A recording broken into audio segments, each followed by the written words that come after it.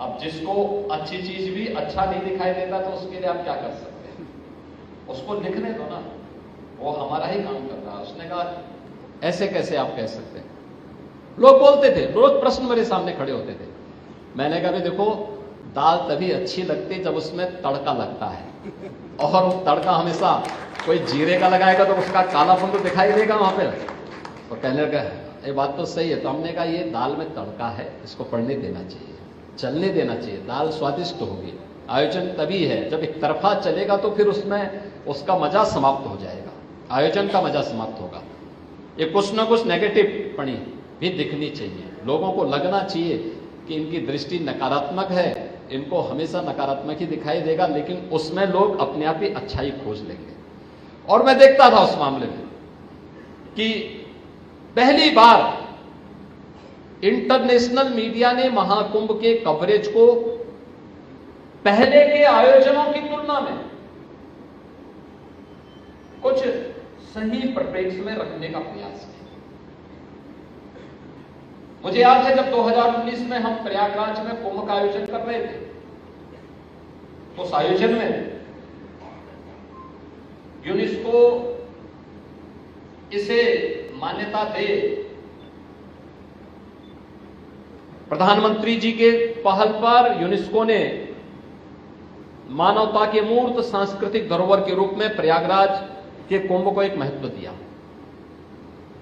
लेकिन आयोजन कितना बड़ा होता है, मीडिया की रिपोर्ट के आधार पर स्वयं यूनेस्को के डायरेक्टर वहां पहुंचे और उन्होंने इस आयोजन को देखा, देख करके अभिभूत थे। उन्होंने कहा सचमुच हम लोग तो पिछले 1 वर्ष से प्रयागराज के अंदर जब महाकुंभ की आहट सुनाई दी थी तो हम तो पर्यावरणीय मुद्दों को लेकर के, जल की शुद्धि को लेकर के इस बात से चिंतित थे कि क्या परिणाम होंगे अगर यहां पे 24 करोड़ या 30 करोड़ लोग आज गए तो। लेकिन हम अभिभूत थे कि हमारी टीम जहां भी काम करती थी, जहां भी जाती थी, पर्यावरण का कोई इश्यू हमें नहीं देखने को मिला, कहीं नहीं देखने को मिला। और उसने कहा सचमुच अब हमें लगता है कि यूनेस्को ने 2019 में इस आयोजन को दुनिया के सबसे बड़े सांस्कृतिक आयोजन के साथ जोड़ करके मानवता के अमूर्त सांस्कृतिक धरोहर के रूप में जो मान्यता दी थी वो सही किया था। ये सचमुच उसका हकदार थी, उससे पहले ही उसको यह अधिकार उसका मिल जाना चाहिए था। हम लोग देख रहे थे तमाम इंटरनेशनल मीडिया जो एकदम नकारात्मक भाव के साथ इस आयोजन के साथ पहले जुड़ती थी, गंदगी को दिखाती थी, अव्यवस्था को दिखाती थी, भगदड़ को दिखाती थी, अराजकता को दिखाने का कार्य करती थी। कहीं अच्छा भी हो रहा है तो उसको नकारात्मक दृष्टि से दिखाने का प्रयास करती थी। उसके बारे में तमाम प्रकार की नेगेटिव टिप्पणी करती थी कि महाकुंभ में तो महिला पुरुष का भेद होता है, यानी कुंभ के आयोजन में तो उनके द्वारा टिप्पणियां की जाती थी कि कुंभ के आयोजन में जाति भेद होता है, क्षेत्र भेद होता है, भाषा के आधार पर भेदभाव होता है, इस प्रकार की टिप्पणियां की जाती थी। लेकिन पहली बार उनको लिखने के लिए मजबूर होना पड़ा कि दुनिया का ये सबसे बड़ा आध्यात्मिक और सांस्कृतिक आयोजन बना, क्योंकि कोई भेदभाव नहीं। जो उनको बताया गया था कि भारत में तो जाति भेद है, क्षेत्र के नाम पर बटे हुए हैं, भाषा के नाम पर विभाजित हैं, यहां पे महिला और पुरुष में लिंग भेद है। वहां आकर के उनकी आंखें खुली की खुली रह गई जब उन्होंने देखा कि एक ही संगम पे, त्रिवेणी के एक ही संगम में क्या महिला है, क्या पुरुष है, क्या उत्तर है, क्या दक्षिण है, क्या पूरब है, क्या पश्चिम है, कोई कौन पंथ है, कौन संप्रदाय है, कोई भेद नहीं। उत्तर दक्षिण पूरब पश्चिम पूरा भारत एकजुट होकर के एक ही त्रिवेणी के संगम में स्नान कर रहा है। और मीडिया की सकारात्मक पहल जो हमारी स्थानीय मीडिया ने, नेशनल मीडिया ने जो पहले चरण में उस अभियान को आगे बढ़ाया था, तो इंटरनेशनल मीडिया को भी उसके बारे में सकारात्मक रूप से लिखने के लिए मजबूर होना पड़ा था, और जिसके कारण दुनिया का हर व्यक्ति वहां उस आयोजन का हिस्सेदार बना। मैं देखता था भारत के अंदर पहली बार तमिलनाडु से लोग वहां आए, केरल से वहां बड़ी पैमाने पे श्रद्धालु आए, और अभी आपने देखा होगा वेस्ट बंगाल में यूपी 25 करोड़ की आबादी, 25 करोड़ की आबादी में होली सकुशल संपन्न हुआ, लेकिन वेस्ट बंगाल में कई जगह उपद्रव हुए होली के दिन, और होली के दिन उस उपद्रव को न संभाल पाने वाले लोग प्रयागराज के महाकुंभ को मृत्यु कुंभ कहते थे, लेकिन हम लोगों ने कहा है मृत्यु नहीं, ये तो मृत्युंजय महाकुंभ है। सबने अपनी मृत्यु पर भी जय प्राप्त की, विजय प्राप्त की है, और इसलिए मृत्युंजय महाकुंभ है ये। इस कुंभ ने साबित किया है वेस्ट बंगाल से प्रतिदिन 45 दिनों के आयोजन में 50,000 से लेकर के 1 लाख श्रद्धालु प्रतिदिन इस आयोजन का हिस्सा बना था, इस आयोजन का हिस्सा बना था। यानी इतने बड़े पैमाने पर श्रद्धालु वहां से आ रहे थे, क्या उत्तर, क्या दक्षिण, क्या पूरब, क्या पश्चिम, और दुनिया के अंदर भी 100 से अधिक देशों ने इस कार्यक्रम में भागीदारी की। 74 देशों के तो एम्बेसडर और हाई कमिश्नर इस आयोजन का हिस्सा बने थे। 12 देशों के राष्ट्राध्यक्ष या फिर वहां सरकार के मंत्री इस आयोजन का हिस्सा बने थे। अन्य देशों से श्रद्धालु आए थे।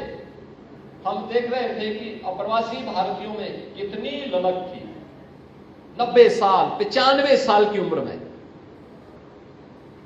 उनकी इच्छा सब एक बार संगम तक हम पहुंच जाए। एक बार पता लगा व्हील चेयर में चल रहे हैं, लेकिन फिर भी हम बोलते थे भाई कुछ पैदल चलना पड़ सकता, चले जाएंगे। अरे आप व्हील चेयर में कैसे चले जाएंगे आप? नहीं, बस हमें प्रयागराज तक पहुंचवा दीजिए, बाकी हम लोग चले जाएंगे। यानी ये जो भाव था, ये भाव दिखाता है कि कितनी बड़ी ताकत मीडिया के पास है कि पूरी दुनिया को वह महाकुंभ का इस बड़े आयोजन में इस समागम का हिस्सा बना दी है। और मीडिया की उस सकारात्मक लेखनी ने सचमुच मानवता के मूर्त सांस्कृतिक धरोहर के रूप में महाकुंभ को स्थापित करके 66 करोड़ से अधिक श्रद्धालुओं को प्रयागराज नहाने में मदद की। अगर मीडिया नहीं होता, सरकार कितना प्रचार करती, कहां तक जाती? हमने तो देश के अंदर कुछ राज्यों में अपने मंत्रियों को भेजा था, और मंत्रियों को भी भेजा था कि भाई आप जा रहे हैं तो संबंधित राज्य के मुख्यमंत्री और वहां के माननीय राज्यपाल को आमंत्रण दे देना, हो सके एक प्रेस कर लेना। लेकिन उससे एक सकारात्मक स्वरूप देकर के कैसे आगे बढ़ाने का काम किया, इतने बड़े आयोजन के रूप में, दुनिया के सबसे बड़े आयोजन के रूप में बदलने का काम मीडिया की सकारात्मक लेखनी ने किया। और जब कोई आयोजन बड़ा होता है तो उसके भी परिणाम बहुआयामी होते हैं।